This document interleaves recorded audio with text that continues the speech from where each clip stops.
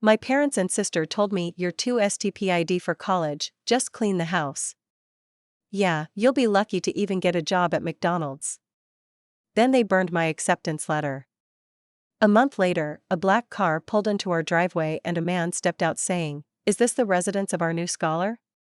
Last summer, after spending my entire life being told by my parents and older sister that I was too crap for college and should just focus on cleaning the house, I got into my dream university on a full ride.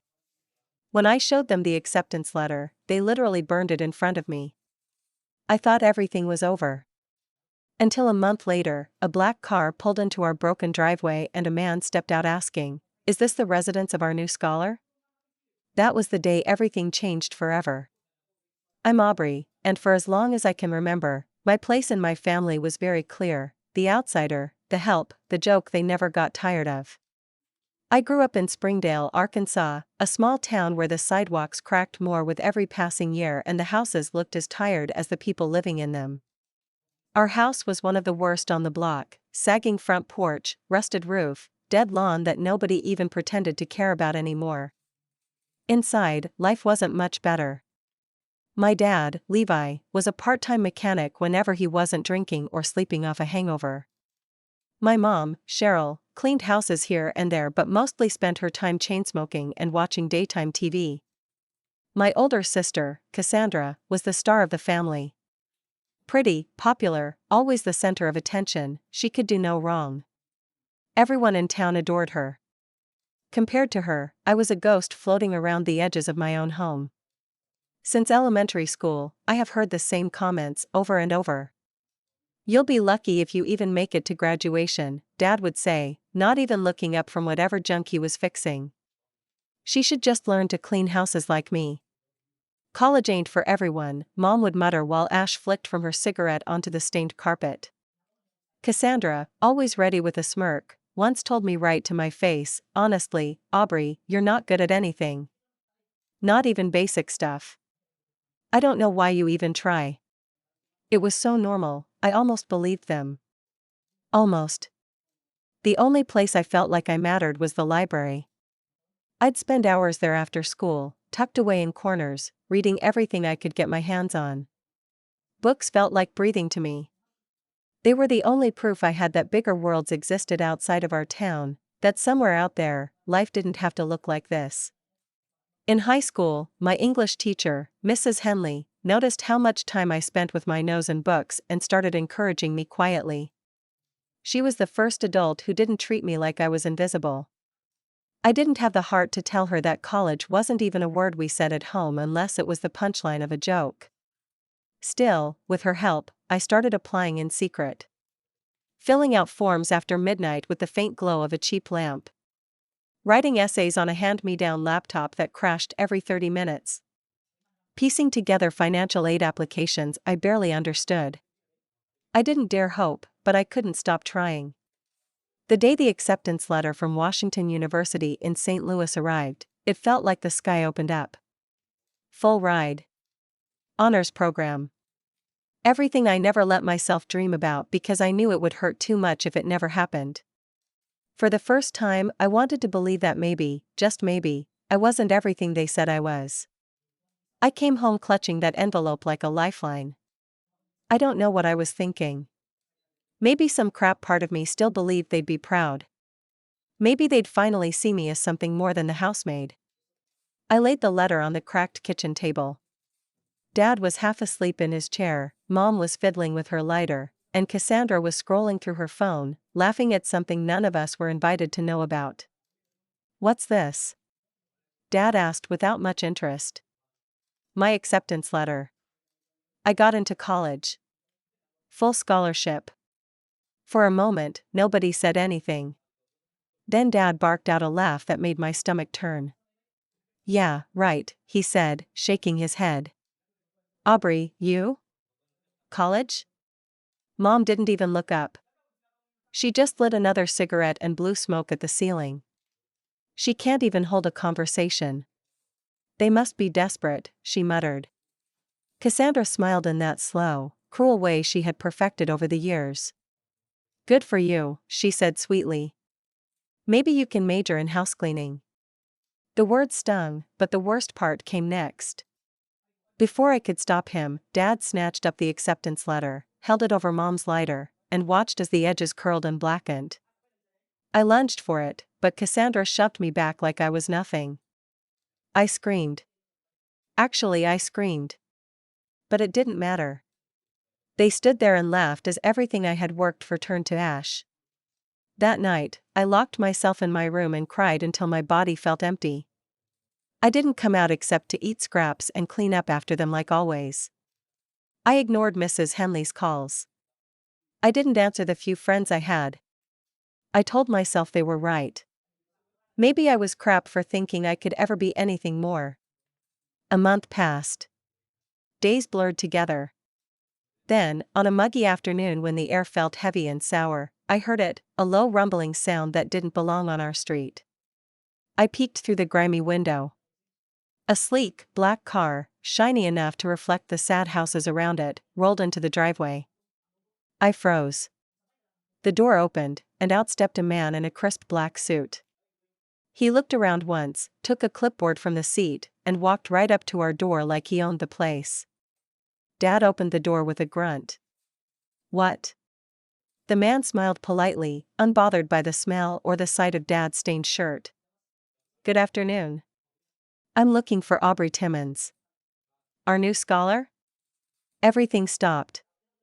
Dad's face twisted like he'd just tasted something rotten. "You got the wrong house," he snapped. I stepped forward, heart pounding so hard I thought it might crack my ribs. "I'm Aubrey," I whispered. The man's whole demeanor softened when he saw me. "Miss Timmons," he said, beaming. "We've been trying to reach you. We're so thrilled to have you join Washington University. We've arranged everything you need to get started. If you're ready, we can leave today." Dad spluttered, Mom scowled, and Cassandra actually stood up like she was going to say something, but the man, Mr. Carver, he introduced himself, didn't even glance at them. "You ain't taking her nowhere," Dad shouted, grabbing my arm. Mr. Carver calmly pulled out a folder and flipped to a page. "She's 18. Legally an adult. Her decision." I didn't even have to think. I just nodded. "I'm ready." Dad let go of my arm like he'd touched fire. Mom was already muttering under her breath about ungrateful children. Cassandra rolled her eyes and went back to her phone. I ran to my room, shoved what little I owned into a duffel bag, grabbed my worn-out sneakers, my books, and a small photo of my grandmother tucked between the pages of my favorite novel. Mr. Carver carried my bag without complaint, ushered me into the cool interior of the car, and for the first time in my life, I closed the door on that house, and that version of myself. I didn't look back. The ride to St. Louis felt unreal. Like I was slipping into someone else's life. Mr. Carver talked about the program, the dorms, the stipend they had arranged to help students like me. I answered when I could, but mostly I stared out the window, watching the town I grew up in get smaller and smaller until it was gone. When we reached the university, I almost cried again, but for different reasons. The campus was huge and beautiful, full of old brick buildings covered in ivy, clean streets, smiling students hurrying to class. It felt like stepping into a different world. That first night in my dorm room, sitting on a bed that wasn't stained and sagging, I stared up at the ceiling and let the tears come. Not because I was sad, but because for the first time in my life, I realized I was free. The days that followed felt like learning how to breathe again. Every little thing, the crisp sheets on my bed, the quiet hum of the library at night, the clean smell of the hallways, reminded me that I wasn't in Springdale anymore. Here, nobody barked orders at me. Nobody rolled their eyes when I opened my mouth. I was just another student, lost in a sea of faces, and that anonymity felt like a blessing. The classes were overwhelming at first. Everyone else seemed so sure of themselves, throwing out opinions and references I'd never even heard of. I felt small again, like I was playing pretend and someone was going to find me out at any second. There were nights I sat alone in the common area, books spread around me, fighting back tears because no matter how hard I studied, it didn't seem like enough. Everyone else looked polished, confident, like they belonged here. I couldn't shake the fear that maybe my parents were right, that maybe I wasn't smart enough, that I had just gotten lucky, and it would all crash down any day now. But I didn't give up. I went to every office hour, even when my voice shook asking questions. I volunteered for every extra assignment, every discussion group, even if I had to psych myself up for an hour beforehand. Little by little, it got easier. Not because I suddenly felt brilliant, but because I realized most people were just good at hiding their doubts. One day after class, my literature professor, Dr. Rosario, stopped me as I was gathering my things. "You've got a good mind, Aubrey," she said, her voice low and serious. "Don't let anyone, including yourself, convince you otherwise." That one sentence lit something inside me that I didn't even know was still alive. Around midterms, I got invited to a study group with some of the other students. I almost said no. The idea of sitting in a circle with people who seemed so much smarter than me made my stomach churn, but I forced myself to go. It was awkward at first. I stumbled over my words, second-guessed every thought I had. But nobody laughed. Nobody sneered. They actually listened. One of the guys, Simon, even nodded and said, "That's a good point," after I clumsily explained an idea about a novel we were studying. I walked back to my dorm that night feeling lighter than I had in months. Meanwhile, the silence from home was deafening. No calls. No texts. Not a single word. At first, it hurt more than I wanted to admit. Some naive part of me thought maybe, just maybe, they would miss me. Realize what they'd lost. Maybe even say they were proud. But as the weeks passed, that hope shriveled and died. I buried it deep and focused on building a life where their approval didn't matter anymore. Winter break came around, and while most of the campus emptied out, I stayed. There was no point in going back. Besides, the university had a few programs for students who couldn't or didn't want to return home, and honestly, I'd never been happier. The quiet gave me time to read, to think, to start picturing a future that wasn't chained to a crumbling house in a dying town. Sometime in January, Mrs. Henley, my old high school teacher, sent me a card. It was simple, a picture of stacked books, and inside, a handwritten note that just said, "I always knew you could do it. Proud of you, Aubrey." I cried for a long time holding that card. The second semester went by in a blur. Papers, exams, study sessions. I pushed myself so hard some days I thought I'd collapse, but every time I thought about giving up, I remembered the laughter in my parents' kitchen, the way Cassandra shoved me back when I tried to save my acceptance letter, the way they had looked at me like I was trash. No. I wasn't going to give them the satisfaction of being right. One afternoon in the spring, as I was packing up after a lecture, my phone buzzed with an unfamiliar number. I almost let it go to voicemail, but something in me, curiosity, maybe, made me answer. It was Mom. The sound of her voice, crackling through the cheap connection, sent an old familiar jolt through me, fear mixed with something darker, something heavier. "You think you're better than us now," she said, no hello, no warmth. Just accusation. I didn't say anything. "You owe us," she continued. "You wouldn't be where you are without us busting our asses."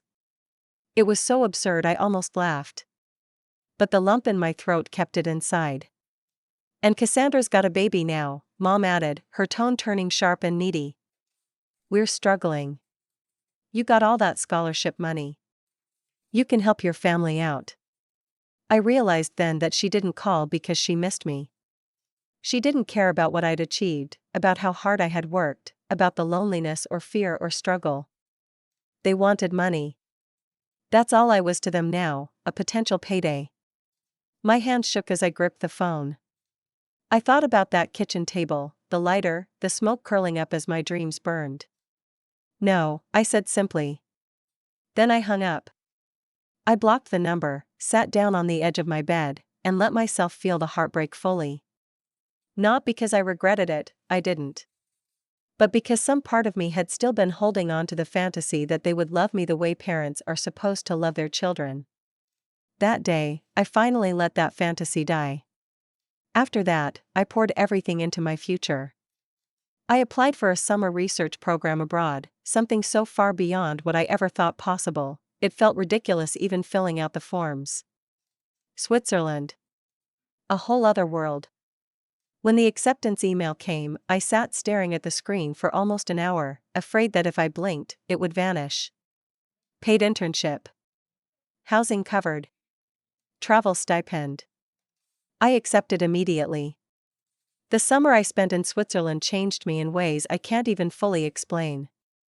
I stood on mountaintops, breathing in air so clean it made my chest ache. I worked in labs with brilliant minds who treated me as an equal. I made friends from places I used to only read about in battered library books. For the first time, I felt like I was exactly where I was meant to be. When I came back to the States, I was a different person. Stronger. Steadier. No longer looking over my shoulder waiting for someone to pull the rug out from under me. I moved into a small off-campus apartment with a couple of other grad students. It wasn't much, chipped counters, leaky pipes, but it was mine. Every decision was mine. I filled the place with second-hand furniture, bright throw pillows, shelves of books. A home built on my terms. Sometimes, though, late at night, I'd still think about them. About that house with the sagging porch and the cracked driveway. About how different my life could have been if I'd believed them. Sometimes I wondered if they thought about me. If they sat around the kitchen table, Cassandra bouncing her baby on her hip, Mom smoking her way through another afternoon, Dad asleep in front of the TV, and if for even a second they wondered what had become of the girl they'd tried so hard to keep small. But I doubted it. When my final year of undergrad rolled around, things got even busier. Between classes, work-study, research assistant gigs, and filling out graduate school applications, there were days I didn't even have time to eat properly. I didn't mind. I liked being busy. It kept me moving forward. Still, life had a funny way of testing you. One evening, right before finals, I got a letter forwarded to my new apartment. It was from Springdale. No return address. I almost threw it away unopened, but curiosity got the better of me. Inside was a single piece of notebook paper, torn and stained. It was a letter from Cassandra. Hey. Heard you got fancy now. Anyway, Mom and Dad are sick. They need help. Thought you should know. No apology. No real emotion. Just an expectation. I stared at the letter for a long time. My heart twisted, old instincts telling me that I had to do something. That I was responsible. But then another part of me, the part that had clawed her way out of that broken house, the part that had stayed up night after night studying until my head hurt, reminded me that I didn't owe them anything. They had made it clear what I was worth to them. When I didn't respond, a few more letters trickled in over the months. All of them carry the same tone, not love, not reconciliation, but entitlement. Demands dressed up as guilt. I didn't answer any of them. Instead, I doubled down on building the life I had fought so hard for. I threw myself into my senior thesis, stayed late at the library until the cleaning crews came through, attended networking events even though they made me want to crawl out of my skin. I found mentors who genuinely wanted to see me succeed, people who didn't see me as a burden but as someone worth investing in. At graduation, when I walked across the stage to accept my diploma, I looked out over the sea of faces. No family there cheering for me. No handmade signs, no clapping hands, no flowers waiting. Just a few professors who had believed in me and some friends I'd made along the way. And you know what? It was enough. More than enough. After the ceremony, Dr. Rosario pulled me aside and handed me a small envelope. Inside was a key. I recommended you for a fellowship, she said, smiling.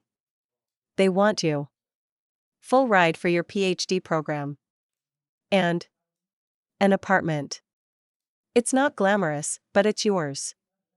I stood there stunned, key glinting in the sun. All I could manage was a whisper, thank you. Later that night, sitting alone in my tiny studio apartment, just a bed, a desk, and a small window overlooking the city, I let myself feel it fully, pride. Real pride, not the kind you fake to survive, but the kind that comes from knowing you built something with your own two hands. I didn't need a house full of screaming, bitter people to tell me I was enough. I already knew. The first few years of grad school were some of the hardest and loneliest of my life. I juggled research deadlines, part-time work, conferences, and endless papers. Sometimes it felt like drowning slowly, barely keeping my head above water. There were nights I fell asleep over textbooks, woke up panicking that I had forgotten some crucial deadline. But I never once considered going back. There was nothing left for me in Springdale but old ghosts. One night, while I was grading papers at the university cafe, a girl sitting nearby struck up a conversation. Her name was Mia, a first-year student struggling with homesickness and self-doubt. Something about her reminded me of myself, the way she shrank into her seat, the way she spoke like every word might get her laughed at. We talked for hours. I told her what I wished someone had told me at that age, that it was okay to be scared, that she didn't have to have it all figured out, that surviving where she came from already made her stronger than most people would ever understand. Helping her made me realize how far I had come. Not just physically, but inside. I wasn't just surviving anymore. I was living. As my academic career grew, so did my opportunities. Research projects turned into speaking engagements. Speaking engagements turned into published papers. Offers to teach. Invitations to collaborate with scholars I had once idolized from afar. With every success, the invisible ties to my past frayed a little more. Yet every so often, on quiet Sunday afternoons or when the first cold wind of autumn would creep through the cracks in my apartment windows, memories would slip through, uninvited but insistent. The smell of cigarette smoke was thick in the air. The sound of Dad cursing when something went wrong. The way Cassandra's laughter always carried a mean edge to it when it was directed at me. It didn't hurt like it used to. But it left a scar. One weekend, out of nowhere, I got another letter. This time, it was different. It wasn't just Cassandra. It was from Mom herself. The handwriting was shaky. The sentences were jumbled. She said Dad was in bad shape, liver failure. Cassandra was overwhelmed with her own kids. They needed help. Money. A place to stay. I sat with that letter for a long time. It would have been so easy to fall back into old patterns. To let guilt and obligation sink their claws into me again. To tell myself that blood is blood, that I had to help. But I thought about the girl who had stood shaking in a dirty kitchen while the people who were supposed to love her the most set fire to her dreams. I thought about the silence after I left, the demands when they found out I was succeeding, the complete absence of any real remorse. And I thought about the life I had built with no help from any of them. I folded the letter neatly and placed it in a drawer I rarely opened. Then I went back to my work. Life moved on. Faster than I thought it would. While they were still back in Springdale, trapped in their small, crumbling world of bad decisions and blame games, my world grew bigger and brighter. New cities. New countries. New friends who became more like family than the ones I was born into ever were. I didn't think about them much anymore. Not really. They became more like a shadow you sometimes glimpse out of the corner of your eye, faint, fading, powerless. Years passed. I finished my PhD with honors. I got offered a tenure-track position at a respected university in the Northeast, a dream job. I moved into a small but beautiful house in a quiet neighborhood, the kind of place I used to only see in movies. Clean sidewalks, trees lining the streets, neighbors who smiled and waved. I built a life. A real one. And then, one day, the past came knocking again. This time, it was an email. Cassandra had somehow found my university email address. It wasn't hard, I guess. My name was public now. I had given talks, written articles, been interviewed a few times. Success has a way of making you visible even to people you hoped would never find you. Her email was short. Cold. Mom's sick. We need money. You owe it to us after everything we did for you. That last line almost made me laugh. Everything they did for me? What was that, exactly? Breaking me down until I almost believed I was worthless? Burning the only good thing I had? Mocking me every step of the way? I closed the email without answering. But I couldn't stop thinking about it. A week later, a thick envelope showed up at my university office. No return address, but I recognized the handwriting. It was a stack of medical bills, a note begging for money, and a pathetic attempt at guilt-tripping me by saying, "Family sticks together." I sat there for a long time, just staring at it. And then a plan formed. Not out of anger. Not out of spite. But out of something colder, something sharper. A need to show them, not with screaming matches or bitter letters, but with actions that couldn't be denied. The university held an annual alumni event, open to the public, celebrated with speeches, recognition awards, networking opportunities. I had been invited to speak that year, to share my journey as a first-generation success story. Normally, I would have declined something so public. But not this time. I knew how small Springdale was. News traveled.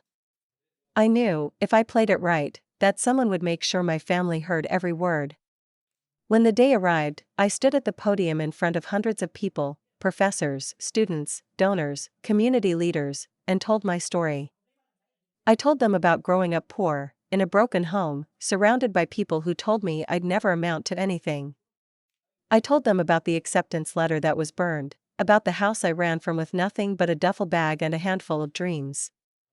I didn't name names. I didn't need to. I painted the truth with careful strokes, cruel, unflinching, but never cruel. And then I told them what came after. The scholarships. The degrees. The research. The travels. The career I had built with my own two hands. The applause at the end was thunderous. Afterward, during the reception, a local news crew asked to interview me. They were running a feature on inspiring graduates. Again, I might have said no once. But not now. I stood in front of that camera, smiled the calmest smile of my life, and told the world, "You are not defined by where you come from, or by the people who try to hold you down. You are defined by the choices you make when nobody believes in you.